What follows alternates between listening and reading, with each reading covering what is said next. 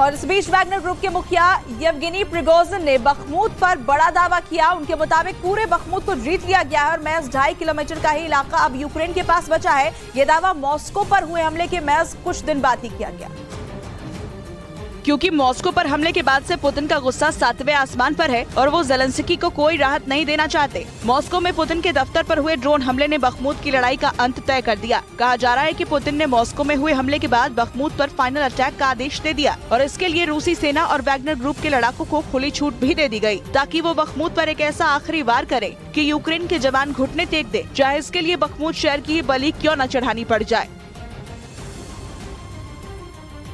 और हुआ भी ठीक ऐसा ही। वैगनर ग्रुप के लड़ाकों ने बखमूत पर फाइनल अटैक कर दिया, जिसके बाद वैगनर ग्रुप के मुखिया येवगेनी प्रिगोजिन ने बखमूत को जीतने का दावा किया और उन्होंने दावा किया कि जंग अब बस 2.5 किलोमीटर इलाके के लिए ही लड़ी जा रही है, बाकी पूरे बखमूत पर रूस का कब्जा है। Бахмуте осталось 2,5 километра।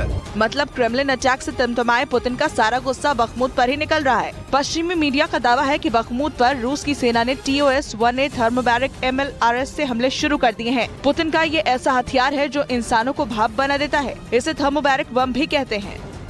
यही नहीं, जो लोग बखमूत में बचे हैं वो बंकरों और तहखानों में छिपकर अपनी जान बचा रहे हैं और उन्हें ये उम्मीद है कि ज़ेलेंस्की के जवान रूसी सेना और वैगनर ग्रुप के लड़ाकों को खदेड़कर बखमूत को बचा लेंगे। लेकिन येवगेनी प्रिगोजिन ने जो दावा किया है उससे तो उन लोगों की उम्मीद पूरी होती दिखाई नहीं दे रही, क्योंकि बखमूत का शायद ही कोई ऐसा हिस्सा बचा हो जहां बमों के गिरने के बाद आग और धुआं उठता न दिखा हो। ऐसे ताबड़तोड़ हमले के बाद यूक्रेन के सैनिकों में भी भगदड़ मच गई। माना जा रहा है कि मॉस्को में हुए हमले के बाद अब रूस की सेना थमने वाली नहीं है। और इस बीच ब्रेकिंग न्यूज आ रही है टेक्सास से, जहां बहुत बड़ा शूट आउट हुआ है जिसमें कुछ लोगों की मौत की खबर है। ये गोलीबारी वहां के एक शॉपिंग मॉल में हुई। शूट आउट के बाद कुल 4 शव देखे गए। खबर है कि इस गोलीबारी में एक संदिग्ध को मार गिराया गया है, जबकि दूसरे की तलाश की जा रही है। वहीं कुछ घायलों को अस्पताल पहुंचाया गया। अमेरिका के टेक्सास में ये गोलीबारी हुई है। एक शॉपिंग मॉल के अंदर भीषण गोलीबारी जिसमें कुछ लोगों के मारे जाने की खबर है। घायलों को इस बीच अस्पताल पहुंचाया जा रहा है। वहीं एक संदिग्ध को मार गिराया गया। और उधर दिल्ली पुलिस की स्पेशल सेल ने अंतर्राज्यीय ड्रग तस्करी गिरोह का भंडाफोड़ किया। पुलिस ने ड्रग तस्करी करने के आरोप में 6 लोगों को गिरफ्तार किया। पुलिस ने उनसे कई किलो ड्रग्स भी बरामद किए हैं, जिसकी कीमत करीब 85 करोड़ बताई गई। उनसे हवाला के 7.5 लाख रुपए भी जब्त किए गए।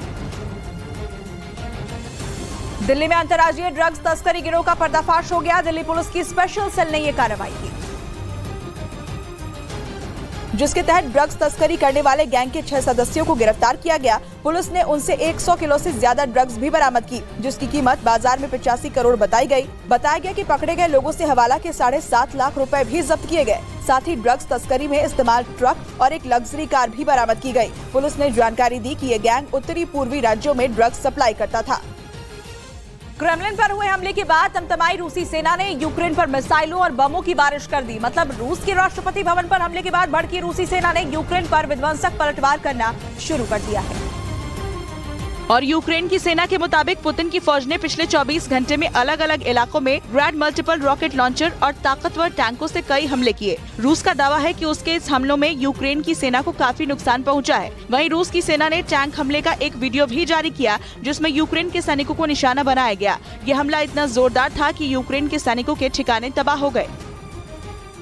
उधर रूस के राष्ट्रपति व्लादिमीर पुतिन के दफ्तर पर हुए हमले से रूस बुरी तरह भड़क गया, जिसके बाद रूस की सेना ने ड्रोन हमले का जवाब ड्रोन से देना शुरू कर दिया, जिसका एक ताजा वीडियो सामने आया है, जिसमें सैनिक ड्रोन से हमले करते दिखे। इसके लिए रूस के सैनिकों ने यूक्रेन के ठिकानों का पता लगाया और फिर उन्हें टारगेट पर लेकर पूरी तरह तबाह कर दिया, जिसके बाद हवा में आग की लपटें दिखी और हर तरफ काला धुआं फैल गया। दावा है कि रूस की सेना यूक्रेन के शहरों को ड्रोन की मदद से लगातार निशाना बना रही है, जिसके लिए रात को भी सैनिक तैनात किए जा रहे हैं। रूस के ताबड़तोड़ ड्रोन हमलों की वजह से यूक्रेन की सड़कों पर दहशत का माहौल है। और इस